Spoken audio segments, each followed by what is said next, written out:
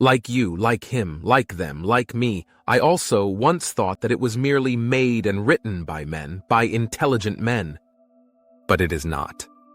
I realized and came to understand that it was written and produced by the servants of God, Jehovah, during the time of Israel.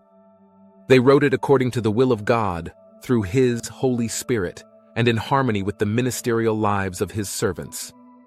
For a simple explanation and comparison, there is a president who dictates a letter to his secretary to be sent to a partner company. In other words, even if the secretary is the one writing, the thoughts and ideas in the letter still come from the president. At first, the Bible was written on what were called scrolls, parchments, and the Dead Sea Scrolls. And it was passed down and transcribed by the servants of God, Jehovah, from one generation to the next, until it continued on to the present time, now known as the Bible, or the Holy Book. This means that although the servants of God, Jehovah, were the ones who physically wrote it, the thoughts and will still came from God, Jehovah. The Bible is the inspired word of the living God, the Almighty.